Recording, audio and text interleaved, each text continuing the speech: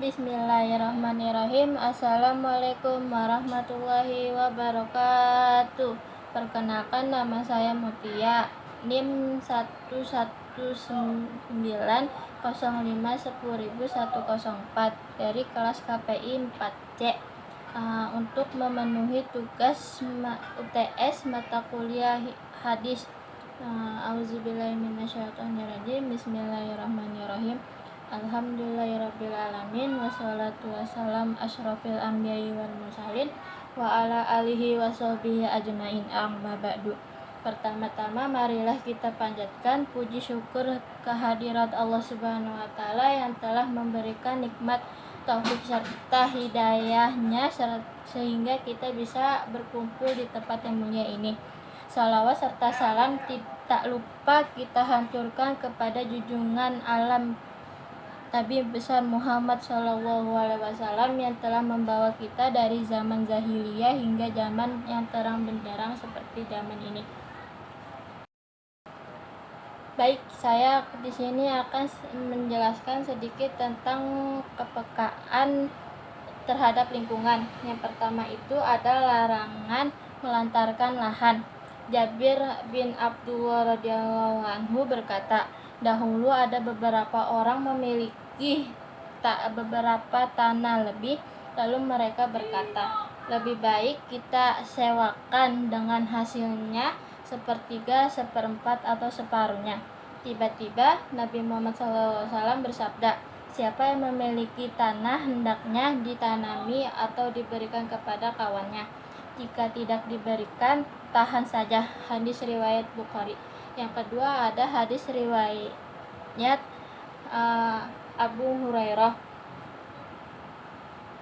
Abu Hurairah berkata meriwayatkan bahwa Rasulullah SAW bersabda, siapa yang memiliki tanah hendaknya menanaminya atau memberikannya kepada saudaranya, jika tidak boleh menahannya. Hadis riwayat Bukhari.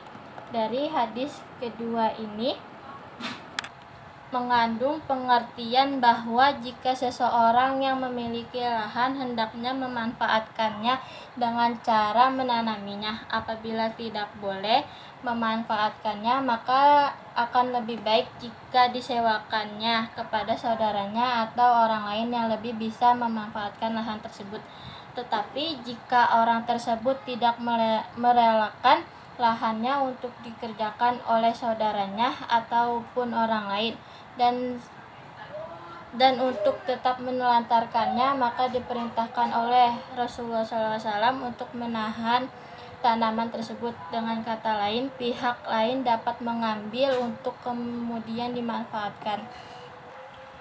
Yang ketiga ada hadis Abu Hurairah radhiyallahu anhu berkata bahwa Rasulullah SAW bersabda, tidak boleh ditolak orang yang meminta kelebihan air yang akan mengakibatkannya tertolaknya kelebihan rumput. Hadis riwayat Bukhari. Hadis di atas mengandung pengertian bahwa bagi mereka yang memiliki kelebihan air hendaknya memberikan kelebihan air tersebut kepada orang lain. Perbuatan seperti itu tentu saja sangat terpuji karena telah memberikan kemudahan kepada orang lain sekaligus lebih mempererat persaudaraan kita di antara mereka. Sebaliknya, apabila ia kikir tidak mau memberikan sebagian air yang lebih, hal itu dapat memicu pertengkaran.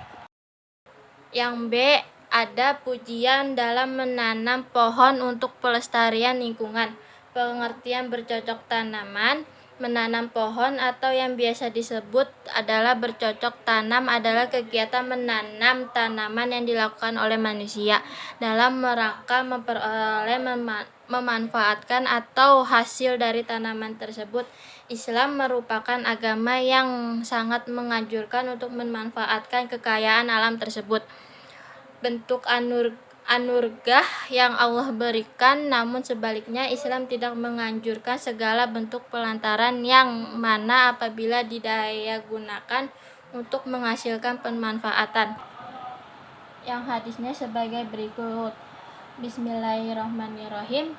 Mamin muslimi yagrisu arsa aw yazra'u zar'a fayakulu minhu tayran aw isnanun aw yahimatun illa kana lahu bihi shadaqah, yang artinya dari Anas bin Malik radhiyallahu anhu meriwayatkan bahwa Rasulullah SAW bersabda, tiada seorang muslim pun yang menanam tanamannya kemudian dimakan oleh burung, manusia, atau binatang lainnya, melainkan tercatat untuknya sebagai sedekah. Hadis riwayat Imam Muslim.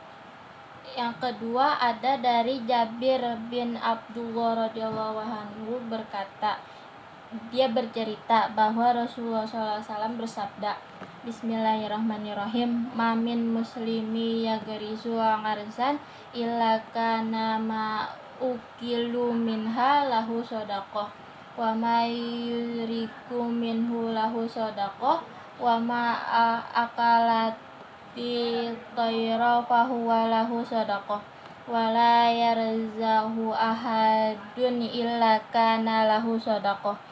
Hadis riwayat Imam Muslim. Artinya, tidaklah seorang muslim menanam suatu pohon melainkan apa yang dimakan dari tanaman itu sebagai sedekah baginya, dan apa yang dicuri dari tanaman tersebut sebagai sedekah baginya, dan tidaklah kepunyaan seorang itu dikurangi melainkan menjadi sedekah baginya. Hadis riwayat Imam Muslim. Dari kedua hadis tersebut menunjukkan Rasulullah SAW menganjurkan kepada umatnya yang memiliki lahan yang kosong atau lahan yang tidak dipergunakan untuk membangunnya, seperti membangunnya sesuatu atau memanfaatkan lahan tersebut, seperti bercocok tanaman sehingga dapat mengalirkan manfaat baginya sendiri maupun orang lain. Hadis Rasulullah SAW sangat melarang lahan yang dibiarkan kosong tanpa ada pemanfaatan apapun, karena hal ini akan menyebabkan terputusnya manfaat dari tanah tersebut. Yang selanjutnya ada manfaat bercocok tanaman. Yang pertama ada manfaat yang bersifat dunia dari bercocok tanaman adalah menghasilkan produksi. Yang kedua ada bersifat agama atau diniyah, yaitu berupa pahala atau ganjaran. Begitu pentingnya kegiatan bercocok tanam sehingga Rasulullah SAW memerintahkan umatnya untuk menanam tanaman. Rasulullah SAW tidak mungkin memerintahkan umatnya untuk melakukan sesuatu kecuali terdapat kebaikan maupun manfaat di dalamnya. Hadis-hadis sebelumnya sebagai dalil larangan melantarkan lahan. Di sisi lain, hadis-hadis tersebut mengajarkan manusia untuk menjaga lingkungan dengan cara melakukan reboisasi atau penghijauan, karena dengan begitu selain manfaat tersebut didapatkan oleh pemilik lahan, juga dapat bermanfaat bagi manusia atau binatang. Selanjutnya yang terakhir ada larangan buang air kecil di air tergenang atau pencemaran lingkungan.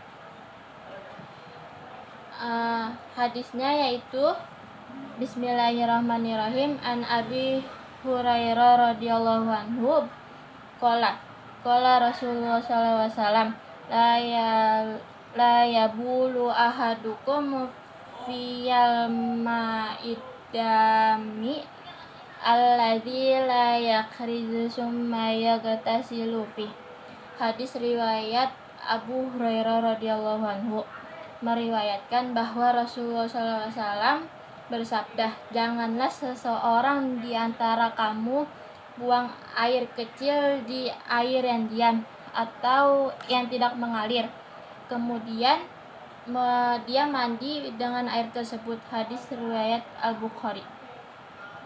Maksud dari hadis ini adalah yang tidak mengalir mengapung apa saja yang masuk ke dalamnya, baik kotoran maupun najis. Apabila air tersebut dipakai oleh banyak orang, maka buang air kecil di air tersebut dapat dipastikan akan menyebabkan air menjadi kotor dan mengandung najis. Tentu saja jika dipakai untuk mandi, bukannya akan membersihkan badan, melainkan akan menyebabkan najis dan mendatangkan penyakit.